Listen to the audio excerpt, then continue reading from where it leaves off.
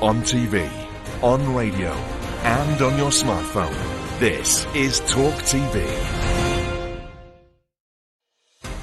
Tonight on Piers Morgan Uncensored with me, Jeremy Kyle, back Sunak or trust in trusts? We'll hear live from both frontrunners to be Britain's next Prime Minister. The heat is on in Britain's heatwave, but millions then face having to switch it off this winter. Tonight we'll take on the utilities crisis. Plus, as the FBI sensationally raids President Trump's Florida estate, I'm joined live in the studio by his former senior advisor.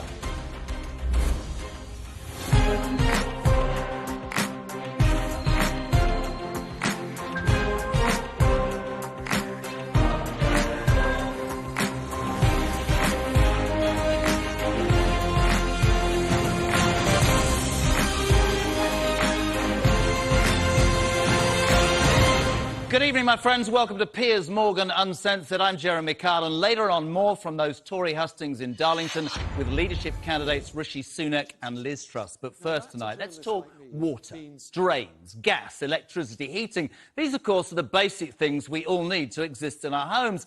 The fact that we have them, for me, is the most basic mark of living in a developed country. So what does it say about the UK in 2022 that for millions of people, access to them is now seriously under threat? You'll have heard me say hose pipes will be banned perhaps until October. Families are being ordered to take shorter showers and turn off the taps whilst brushing their gnashers. They tell me there's a drought, and sure, it's hot, but there was no drought in North London yesterday as a burst water main turned this street into a boating lake.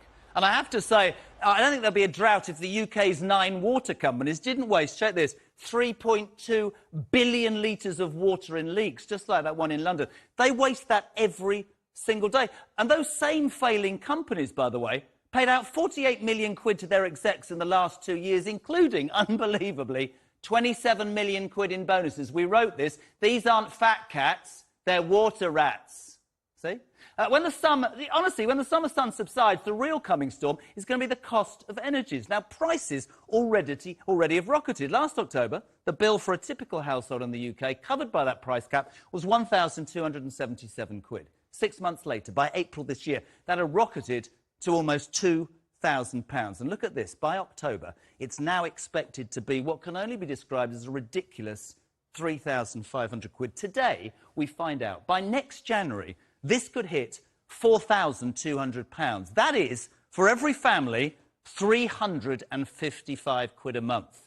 Quick memo from this show to energy bosses. It's supposed to be a price cap, not a target. We have really grim choices ahead, and I think for many people, they're thinking, what are we going to do about it? Today, Labour's Angela Rayner put the absolute blame front and centre on the government's inaction.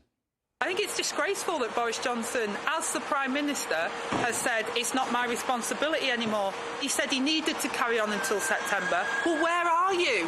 How dare you let people down when they need you so much? They voted and elected for you, and you've just literally laughed at them when they need your support right now. I think it's absolutely disgraceful and shows you the difference between Gordon Brown as the Prime Minister, who has come out now and said we need to do something urgently to help people, and the current Prime Minister who says, not my problem.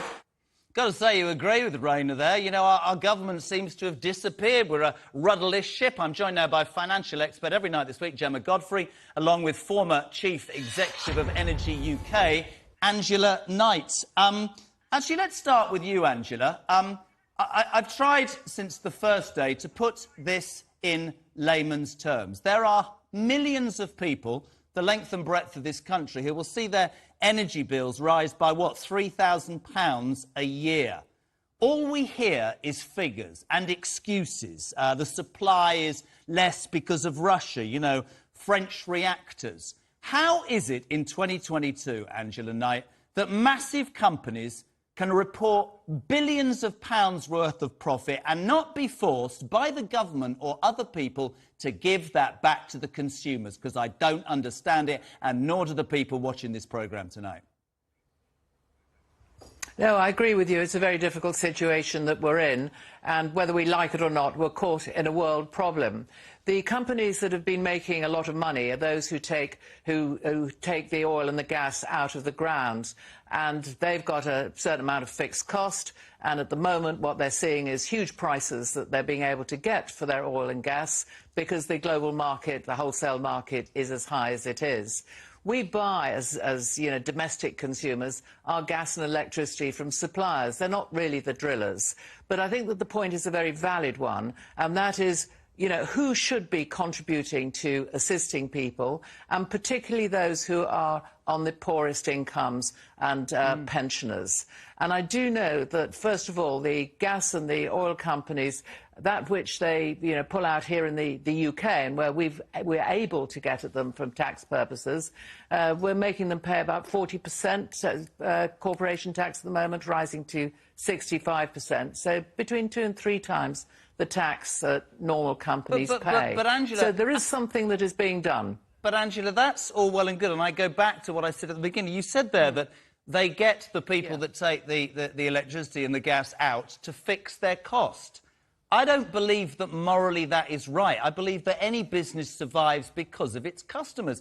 What you are going to have in the United Kingdom are millions of people who literally cannot afford to pay this ever-increasing bill. As a business, you would think they would go, well, we're going to lose all our customers, so why don't we, for example... I mean, you saw me, I don't know if you heard me, 48 billion in bonuses and wages to 9 water companies, 3.2 trillion water leaks a day or so. It's utterly ludicrous for people watching this programme to think, how can I stump up my bill when I'm getting nothing? I'll bring in Gemma Godfrey with us all week.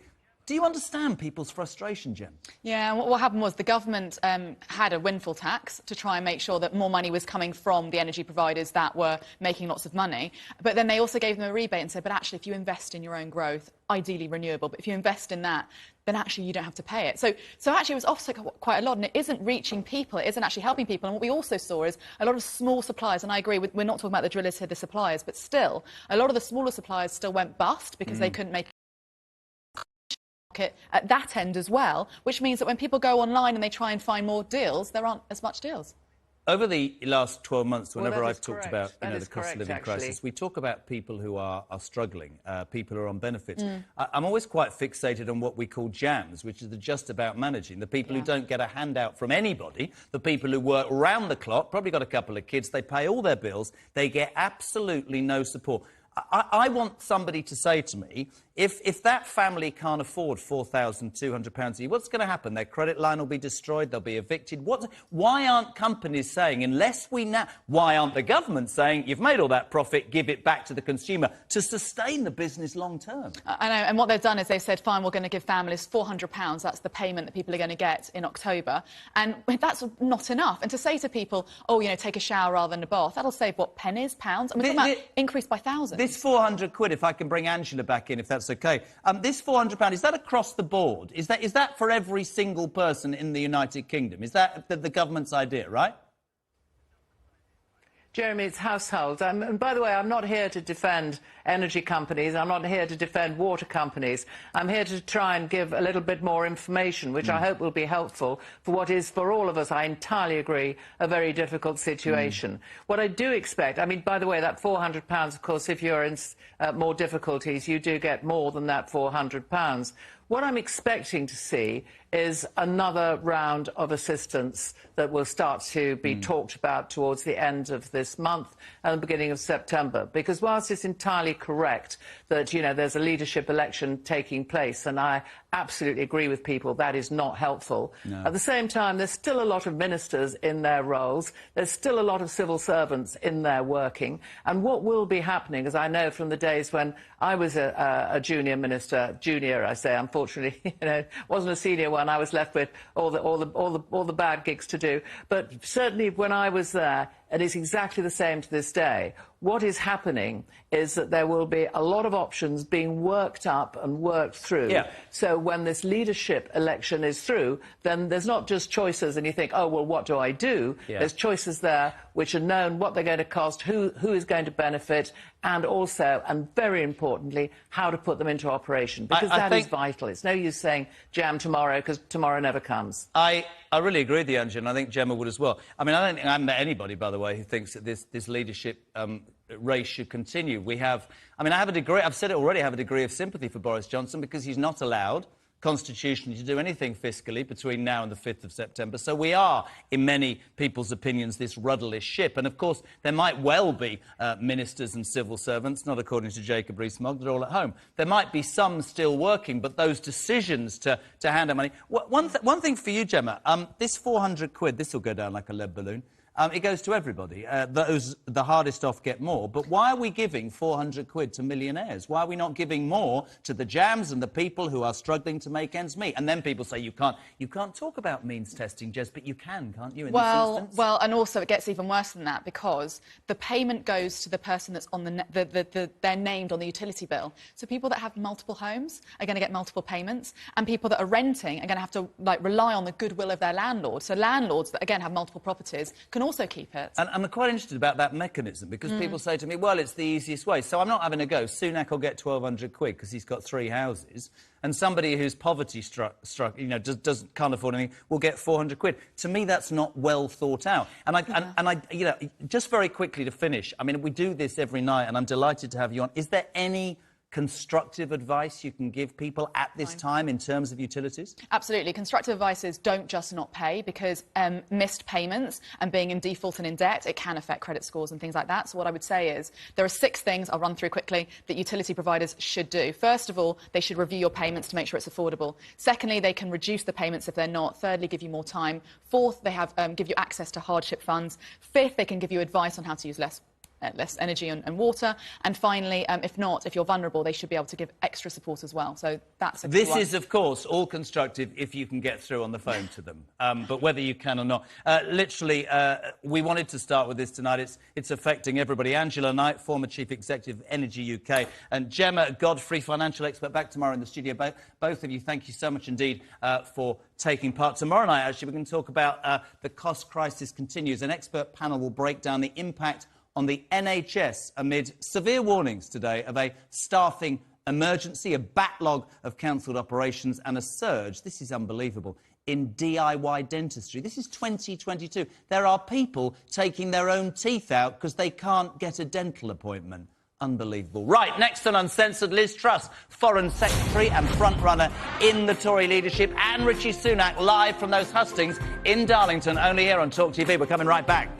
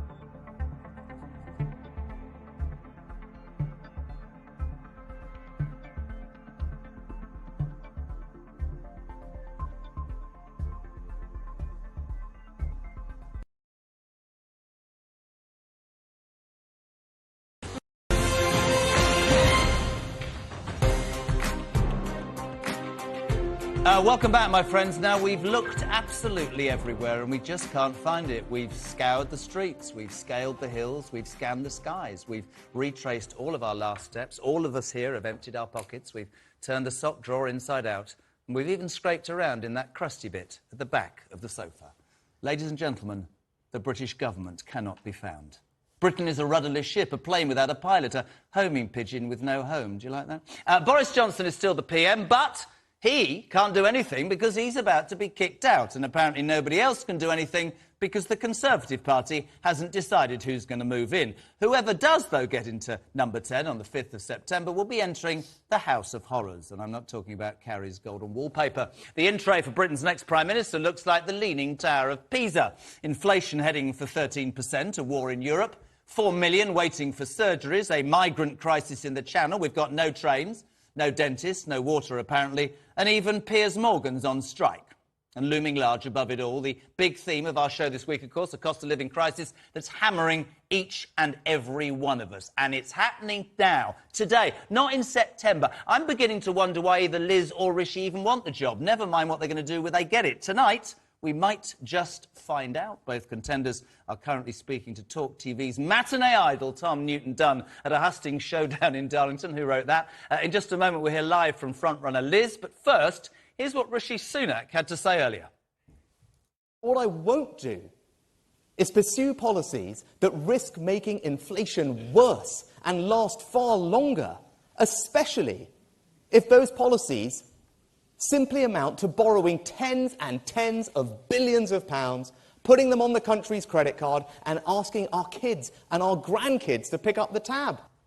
In a moment, we'll be crossing to Darlington, where Tom Newton-Dunn will be speaking to Liz Truss, as I said. But first, let's speak to Jez's journos, Marina Perkis and Emma Webb. Ladies, welcome.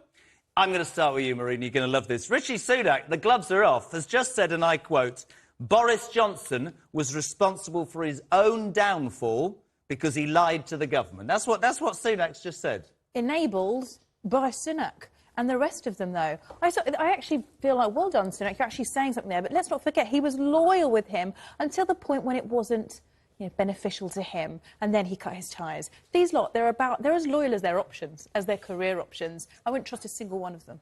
Really interesting. Welcome. Lovely to see you.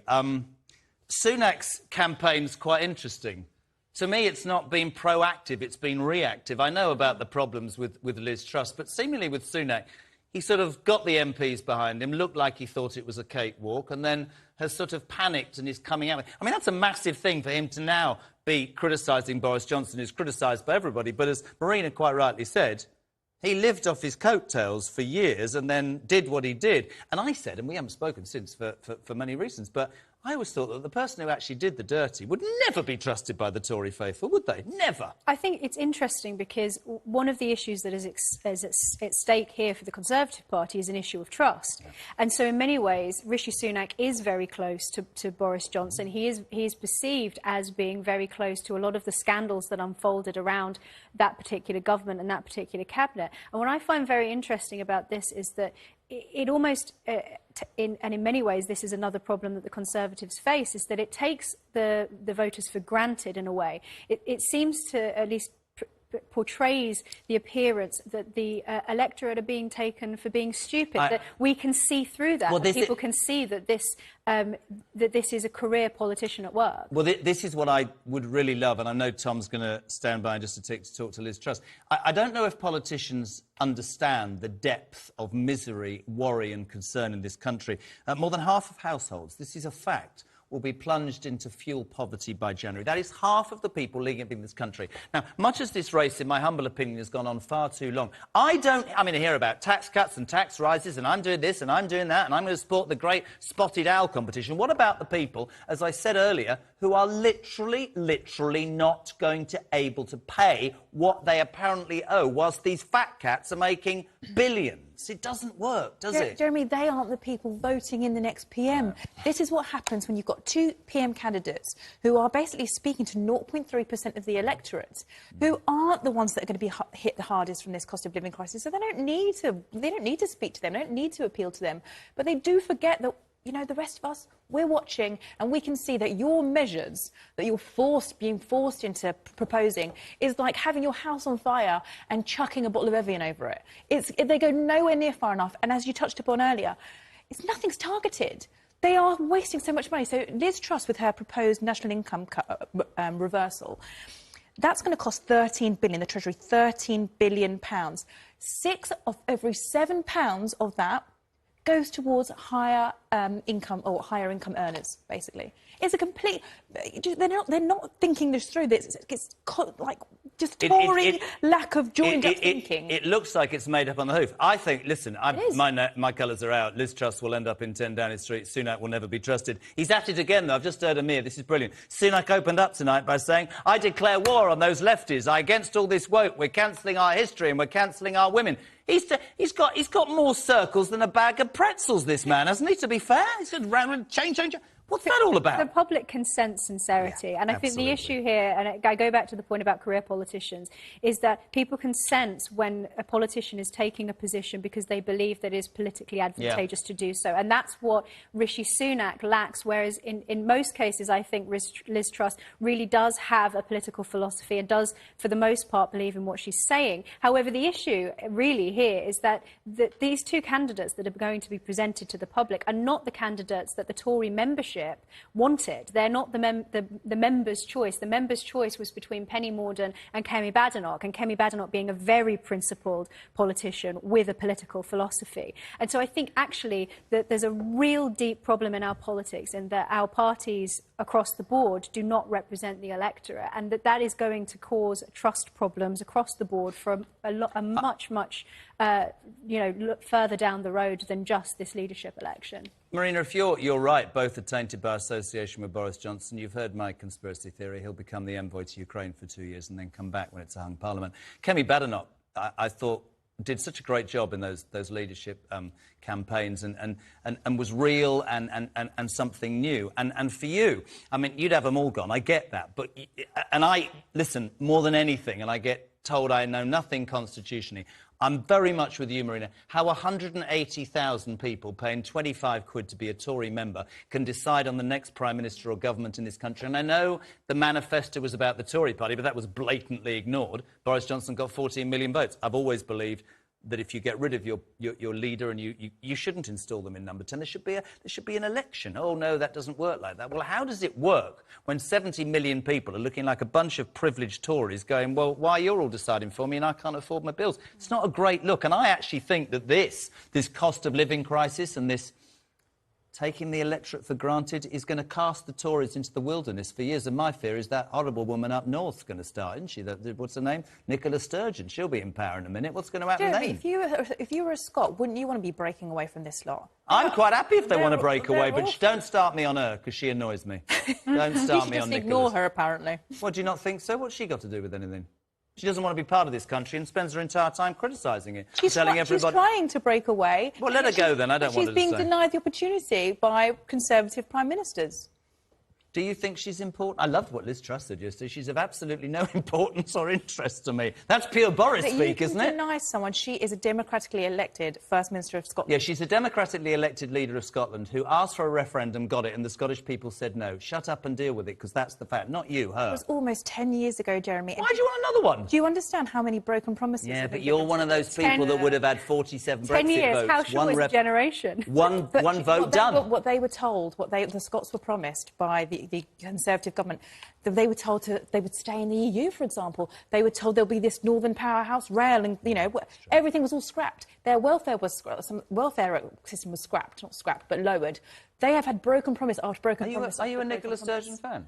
I'm not a Nicola... Oh, look, I don't dislike her. I'm not in the game, really, but all I think is the Scots should be allowed another referendum because so much has changed. What do you think? I actually think that this is one point where I am absolutely behind Liz Truss. I don't think that the Scottish should be allowed another referendum. It's prison. No, because they voted in 2014 to be a part of the United Kingdom, and that means that they are subject to the democratic decisions of the United Kingdom. On the premise that they would stay within the European Union. It was supposed to be a once-in-a-generation vote. We cannot have a situation, constitutionally, where we have parts of the it wouldn't be accepted in the US, it wouldn't be accepted in places like Canada, for example, where Quebec wanted independence at one point, or Catalan in Spain. It wouldn't be accepted that parts of a country would keep getting to vote on their membership of that country over and over again. It's not an acceptable... Again, we're talking about Liz Truss, who is like Miss Sovereignty, hell-bent on sovereignty, was so pro, exiting the European Union,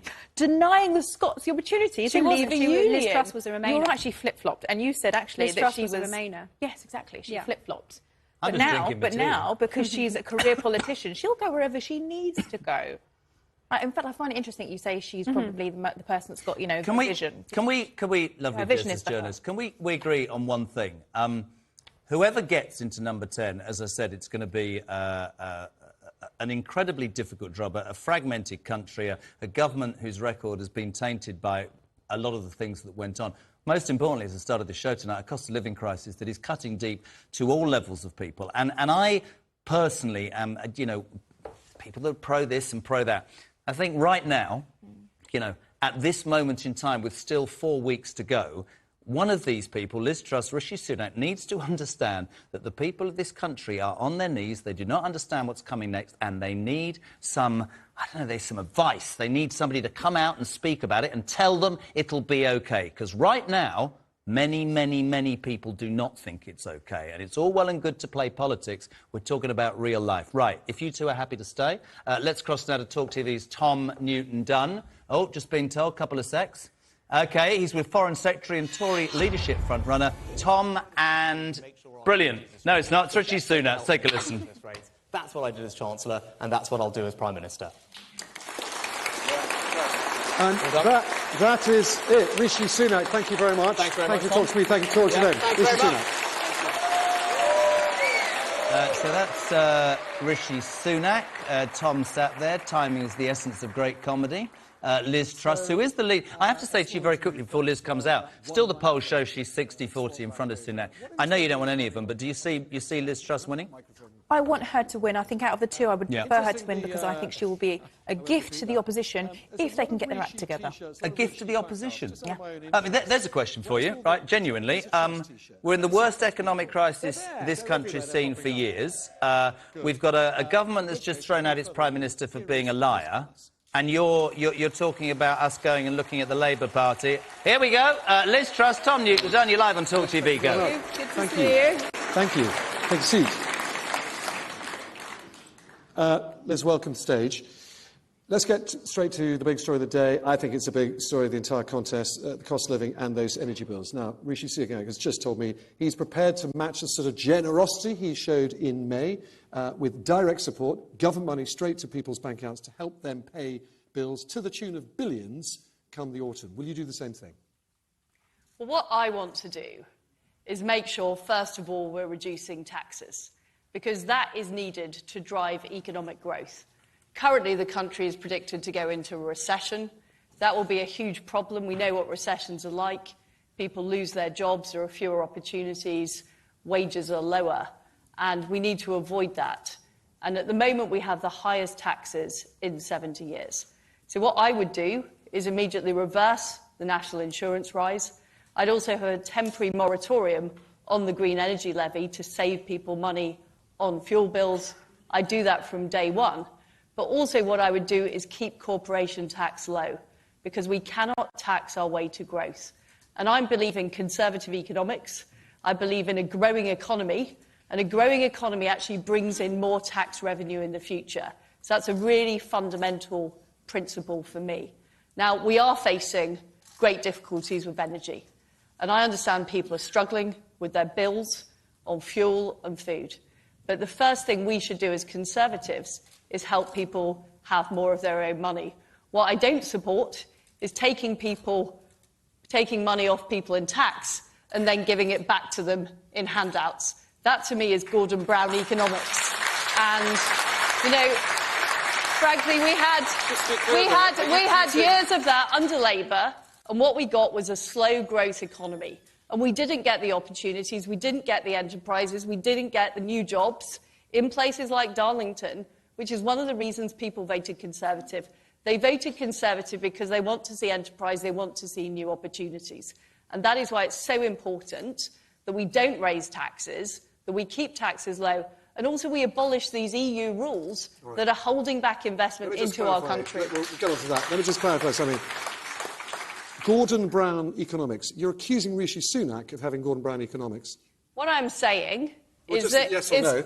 Well, I was actually responding to your question, Tom, which is what I'm here for. Which is what I'm here for this Rishi evening. Sunak's policies, which is, you know, do you just think about there's a fixed pie, we have to share out the pie, and we have to give out money and handouts. My view is we can grow the pie.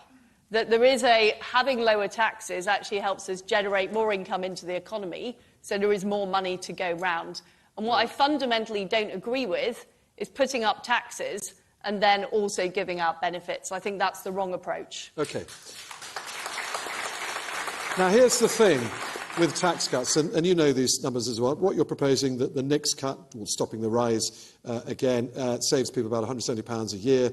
Stopping the green levies, £153 a year. That's a total of £323 a year. Now, energy bills, according to today's predictions, are going up to £4,400 a year next April. They're currently at £1,900. That's where the price cap is. So, with your giveaways, without your handouts, as you just put it, you're leaving... Tom. Just wait for the question, Liz. Money, but this is the problem with the way that every question is framed. Well, excuse me for framing the question my own way, but I just frame it this way? You're framing it in a left-wing way.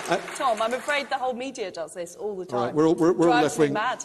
We're all left-wing stooges, and you're trying to count down the clock. Let me put the question to you. You're leaving with your tax cuts people some £2,000 out of pocket. I ask you again, are you prepared to help them with government money, call them grants, call them support, call them handouts, at any stage in your premiership for them to pay those energy bills? Well, I think the important word in your sentence was today. That is the prediction today. This leadership election is about who is going to be the Prime Minister in September.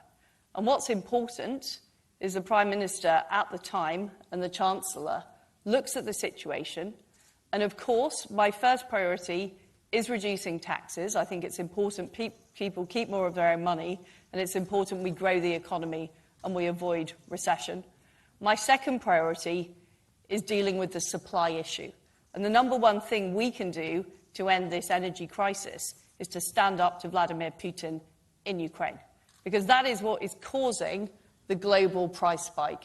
And that is why it's so important we are investing in defence and we're doing all we can to stop Vladimir Putin.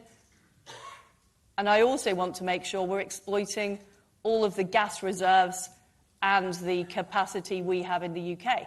So we should be fracking. This is important, Tom, because there are three... Let me go on to the three things. Don't give me three things. Let me ask you another question. But it is important we increase the supply of energy. And there are more resources to be used in the North Sea. There is more we can do on nuclear, and there's more we can do on fracking. We should do all of those things. But, of course, in any budget, the Chancellor has to look at the situation people are facing across the country. I think that's a very long-winded way of not ruling out handouts. Well, am I right? I am not going to say, in the middle of August, what is going to be in a budget later this year. But what I am saying, philosophically, is I always favour people keeping more of their own money first. And what I think is completely wrong is the idea that we take huge swathes of people's money, hard-working people, and then give it back to them, and then claim it's a giveaway and it's our money. That is completely wrong. That's completely wrong, Tom, and I don't believe in it. OK. For the record, you didn't rule out handouts. I wonder if it was a handout when Rishi Sunak did it in May, that £15 billion. But I think we've done enough on handouts, as you call them. The CBI Director General, Tony Danker, I put this question to Rishi Sunak a minute back. He wants you, Rishi Sunak and Boris Johnson to get into a room, agree a policy right now to help people pay those bills. Not on the 6th of September, when you get into office, or on the 21st of September, which is apparently when your emergency budget is going to be, right now. Would you agree, and do you want to get into that room with Rishi and Boris tomorrow? Well, first of all, I am Foreign Secretary, and I'm focusing my energy on dealing with the very serious foreign policy issues we face, the issues in Taiwan, the issues with Russia and Ukraine. And that is rightly my focus. We have a Chancellor, Nadhim Zahawi. We have a Prime Minister who are in those jobs until September, and I think it would be constitutionally deeply undesirable to try and overrule them with a sort of made-up committee of the CBI, me and Rishi Sunak. No, just you and Rishi. I mean, I just find it, I find it an extraordinary, you know, Nadim Zahawi, not just because he's a supporter of my campaign, and he is a fantastic chap. Boris Johnson, he's done a great job as Prime Minister, delivering Brexit, delivering on the COVID vaccine, standing up to Putin. They are capable people, capable of making these decisions. This kangaroo committee you're proposing sounds bizarre. OK. It was Tony Danker and Gordon Brown proposing it, not me. For the record, Gordon Liz. Brown, QED. I know, God, I'm sorry. You're going to go on to Gordon Brown again. Let me ask you about something quite serious. Again, something I put to Mr Sunak I'm really interested in your views on. State spending is not immune to inflation. Inflation could pass 13% quite soon. That means government budgets are going to need a lot more money spent on them. Are you prepared to keep the NHS budget where it is now in real terms? In other words, spend quite a bit more money, keeping spending in real terms where it is now? Well, just to be clear, I am committed to the additional spending on the NHS, the £13 billion. I want more of it to go into social care. I want more of it to go directly to councils, which will... question. Well, it is answering a question, because that is the NHS budget. And I do think the NHS budget will have to continue to go up in real terms, but I'm not going to prejudge the spending review, which I want to be committed alongside the budget. All right. Let me ask you something that's been rumoured. Is it true your team are in open access talks already with the Cabinet Office about what your premiership looks like? No, that's not true. OK, thank you for clearing that one up.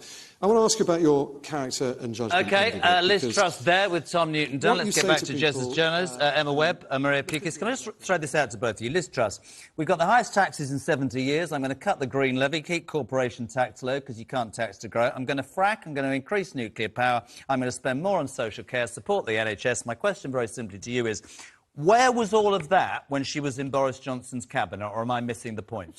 No, you're not missing the point. She voted for all of those tax increases, by the way. She voted 15 times for them in the last 2 years, Jeremy. So that's the thing with Rishi as well. He was in power. He is the person that put these policies in place. But even so, if we just distill what she's talking about here, it's nonsense. It's almost like feeding, robbing Peter to pay Paul, but it doesn't work. What I hate is how she's trying to use the term handouts in a derogatory way to make people feel ashamed or it's a bad thing. What's good about handouts, if you want to call it that, is that they are targeted. Tax cuts. All tax cuts do, by the way, is put more money in the pockets of the more wealthy people, and then you've got that, which isn't going to, impact inflation, when the Bank of England is then working opposite that to try and increase interest rates to try and curb inflation. It doesn't work. Emma, it seems to me to be a bounty of promises that were in the manifesto, which were blatantly ignored whilst Johnson was in power, but then we're going to talk about the pandemic, we're going to talk about the problems of Brexit. I'm sort of with Marina in that I'm not sure how sort of genuine I feel that all of these promises are. I just, she said, I'm Foreign Secretary. Yeah, you are, but you're at a hustings almost on a daily basis and having a debate on every television channel. I don't see you doing anything on Taiwan or anywhere else. I think you're concentrating on getting to number 10. She poo-pooed Tom's idea about an emergency budget right now. What's your thought on that? Because the CBI say we need to act now, not in 6 weeks. I'm not sure what my thoughts are on an emergency budget. I do think something needs to happen now, and I think that now is a very, very bad time for the Conservatives to be having a leadership election. And I think fundamentally, going back to what you were saying, is that part of the problem here is that even though Liz Truss is my favoured candidate, she's very scripted in the way that she delivers her answers, and that doesn't strike a chord of authenticity. And going back to Kemi Badenoch, who was my preferred candidate, when Kemi Badenoch speaks, yes, but I think that she's a good example of what a politician should be. But she's somebody... But Marina's right. She's not in the game. We have got two people, tainted, if you like, by Johnson Association, who are making promises that were made in the manifesto 3 years ago. And we don't share the same politics, but I'm talking about people watching this tonight are going to go, but you said all that before. You talked about social care. You talked about... Why would I think it? And the thing that enrages me, I think Liz Truss will win. I think that she will not give Sunak a job. I think that the Tory party will be in open warfare. But I'll make the point again to you that I was cut off, as I said, to Liz Truss. Your party, with the greatest of respect, with open warfare and the Tories, losing seats left, right and centre, thrown out their Prime Minister, they're not getting any traction. Nobody in this country trusts the Labour Party specifically because they still believe that the Labour Party isn't fit to govern. That is true, isn't it? Why are you not right ahead in the polls?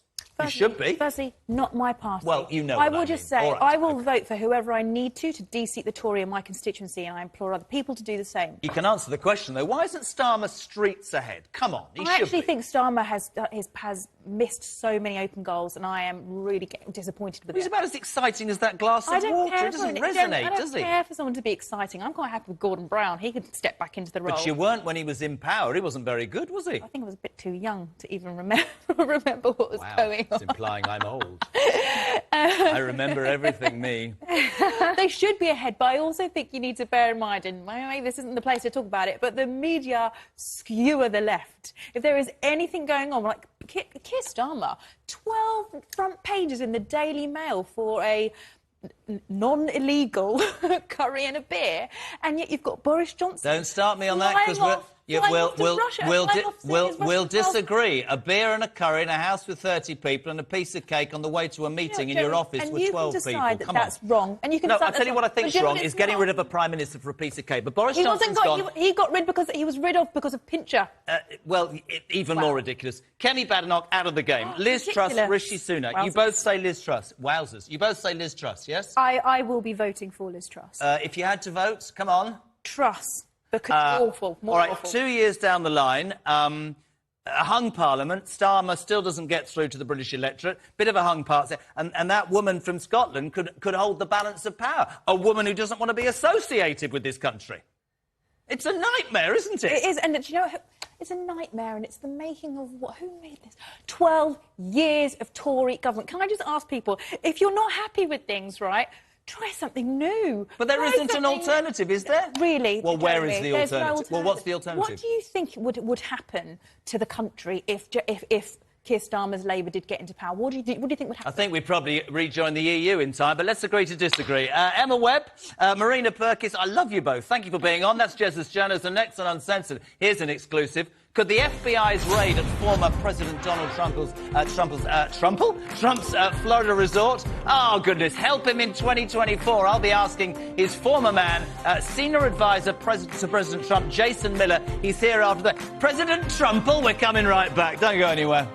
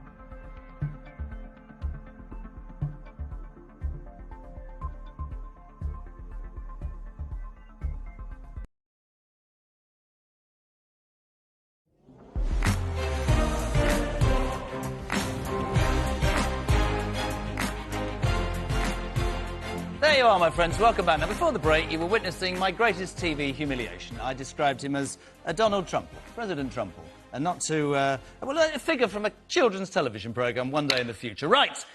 In the future, this is true, the heads of the Justice Department and the FBI will no doubt be brought to Capitol Hill to testify about the historic decision to raid a former president's home. You see, late last night, Trump's private residence was raided. Now, we don't yet know too much about what was in that search warrant, but we do know that the raid concerned the removal of classified documents from the White House that Trump allegedly took with him when he left office last year. This is what Trump said in a statement. I love this.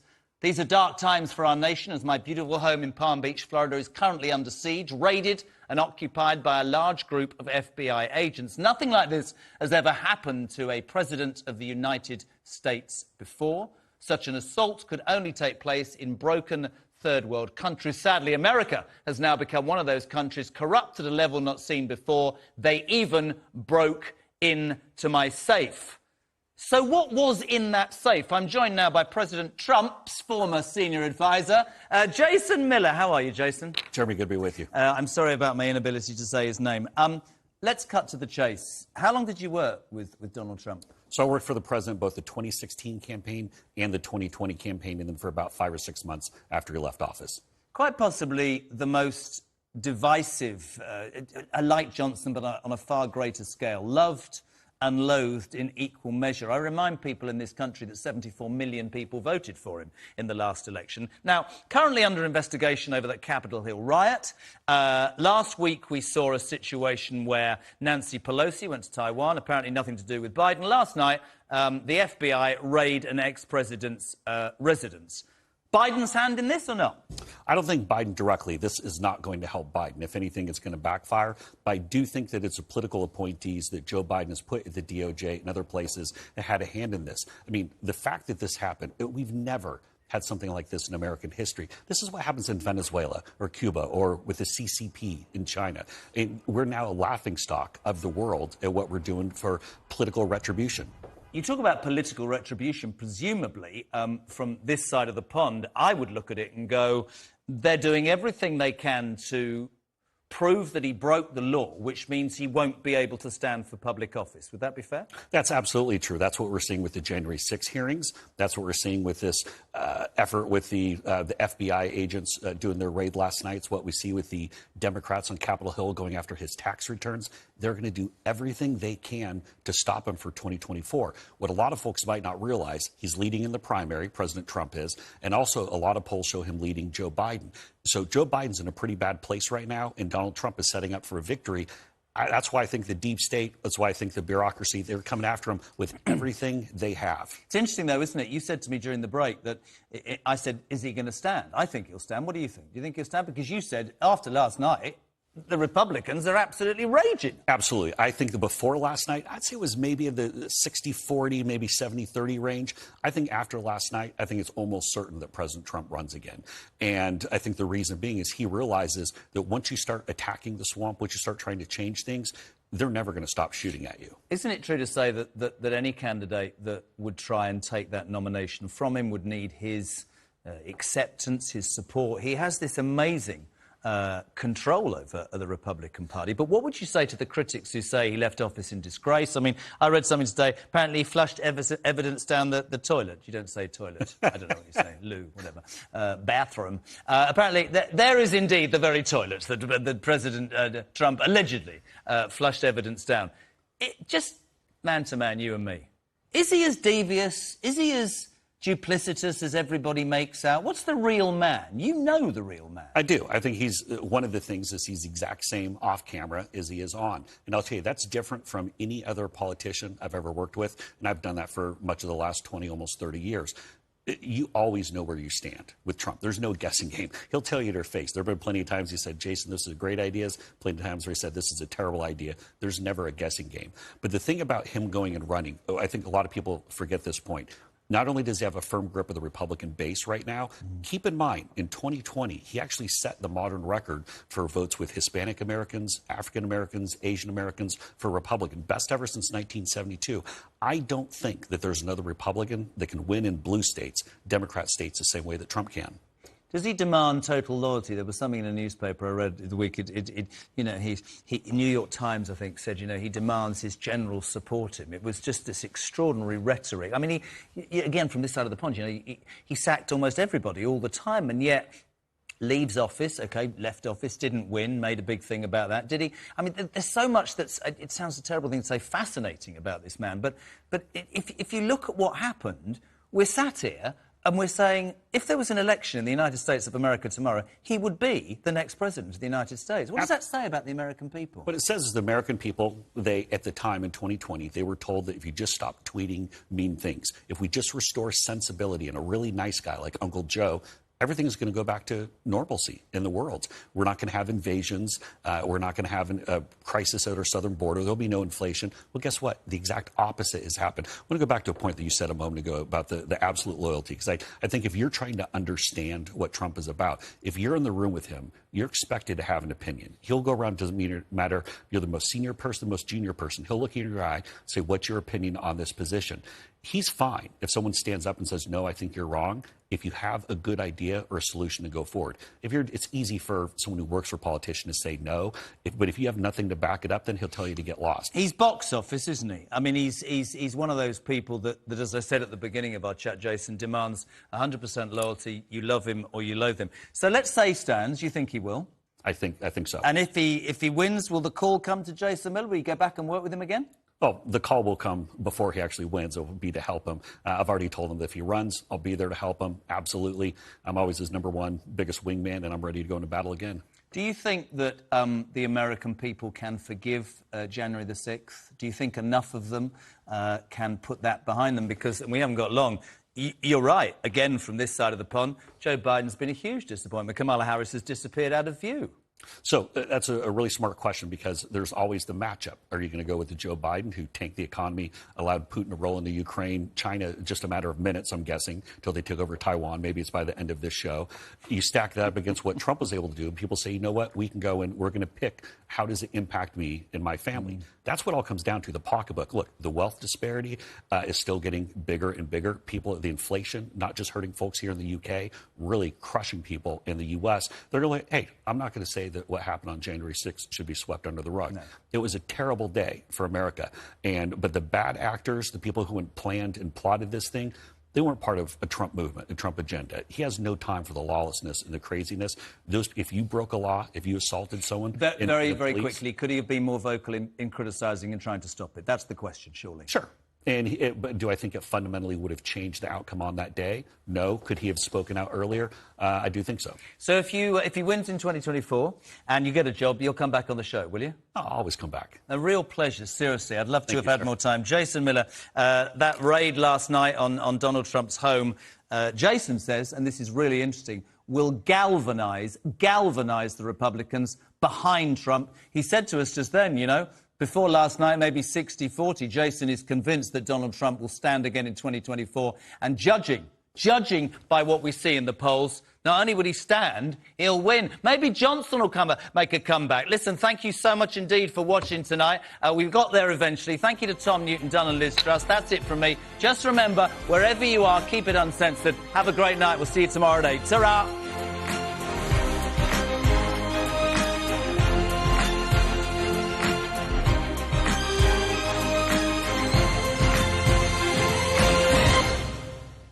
Join me, Ian Collins, every day on Talk TV. There is nothing we hate more than hypocrisy. Discussing the big issues. Why was it so hard to establish the deputy leader was at a meeting with her colleagues? The callers. Alan in Grimsby, Tracy in Burton-on-Trent. Dave, thank you very much. Picking apart the big stuff. This simply does not wash. Look who's back under the spotlight.